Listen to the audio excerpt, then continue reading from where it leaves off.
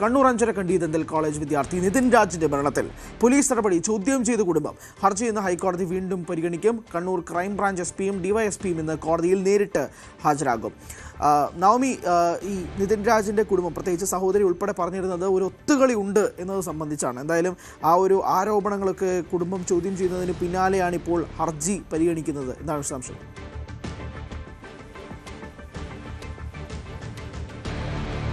ഹരിറാമിന്റെ അറസ്റ്റുമായി ബന്ധപ്പെട്ട് അന്വേഷണ സംഘത്തിന് വലിയ വീഴ്ച സംഭവിച്ചു എന്ന് തന്നെയാണ് കോടതിയും അതോടൊപ്പം തന്നെ അത് ആഭ്യന്തര വകുപ്പും സമ്മതിച്ചതായിരുന്നു.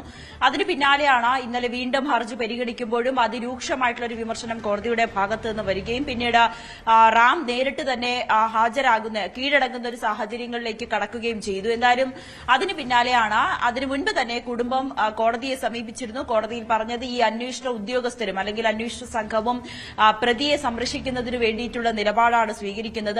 അതുകൊണ്ട് തന്നെയാണ് സുപ്രീം കോടതിയുടെ ഉത്തരവിനെ അല്ലെങ്കിൽ ലംഘനങ്ങളെ എല്ലാം മറികടന്നുകൊണ്ട് ഉള്ള ഒരു അറസ്റ്റ് തന്നെയായിരുന്നു റാമിനെ നടത്തിയിരുന്നത്. പ്രതിയെ രക്ഷപ്പെടുന്നതിന് വേണ്ടിയിട്ടുള്ള ഒരു ഒത്താശ അന്വേഷണ സംഘം നടത്തി എന്ന ഒരു രൂക്ഷ വിമർശനം കുടുംബം ഉന്നയിക്കുകയും പിന്നീട് കോടതിയിലടക്കം ഇത് വ്യക്തമാക്കുകയും ചെയ്തിരുന്നു. എന്തായാലും ആ ഹർജി ഇന്ന് വീണ്ടും പരിഗണിക്കുമ്പോൾ ക്രൈംബ്രാഞ്ച് ഡിവൈഎസ്പി സുധീർ കല്ലനും ഇന്ന് കോടതിയിൽ ഹാജരാകും. സുധീർ കല്ലനെ ഇന്നലെയും രൂക്ഷമായ വിമർശനം കോടതിയിൽ നിന്നും ഏറ്റിരുന്നു. എന്തുകൊണ്ടാണ് എങ്ങനെയാണ് ഈ റാമിനെ അറസ്റ്റ് ചെയ്തതിൽ ഈ ഒരു കോടതിയുടെ ലംഘനം പോലും നടന്നതെന്ന ചോദ്യത്തിന് വാക്കാൽ റാമിനോട് അറസ്റ്റിനെ അടക്കമുള്ള കാര്യങ്ങളിൽ സൂചിപ്പിച്ചിരുന്നു. വാക്കാലുള്ളൊരു കാര്യമാണ് പറഞ്ഞിരുന്നതെന്ന് പറഞ്ഞിരുന്നു. അത് തന്നെ രൂക്ഷ വിമർശനത്തിന് വഴിവെക്കുകയും ചെയ്തിരുന്നു. എന്നാലും ഇന്ന് ഹൈക്കോടതിയിൽ ഇന്ന് അദ്ദേഹം നേരിട്ട് ഹാജരാകണം. ഇന്ന് കോടതി അതിലെന്ത് തീരുമാനമെടുക്കും, ഇനി ഡിവൈഎസ്പിക്കെതിരെ നടപടിക്കുള്ള ഒരു സാഹചര്യം ഇന്നുണ്ടാകുമോ എന്നാണ് ഇന്ന് ഉറ്റുനോക്കേണ്ടത്. എന്തായാലും ഇന്ന് അദ്ദേഹം ഹൈക്കോടതിയിൽ നേരിട്ട് ഹാജരാകും.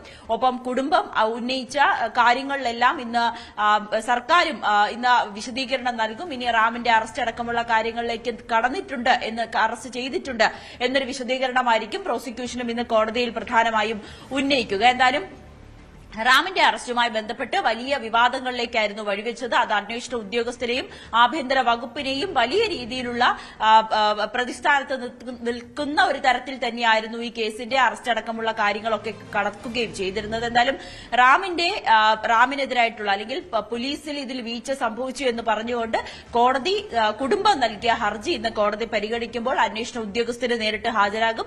ഇനി അറിയാനുള്ളത് ഡിവൈഎസ്പി സുധീറിനെതിരെ നടപടിയിലേക്ക് കോടതി കടക്കുമോ അല്ലെങ്കിൽ അത്തരത്തിലുള്ള ഒരു പരാമർശം ഇന്നുണ്ടാകുമോ എന്നതാണ് ഉറ്റുനോക്കുന്നത്. ഹരി, കൂടുതൽ വാർത്തകൾക്ക് News 18 Keralam YouTube channel subscribe ചെയ്യുക.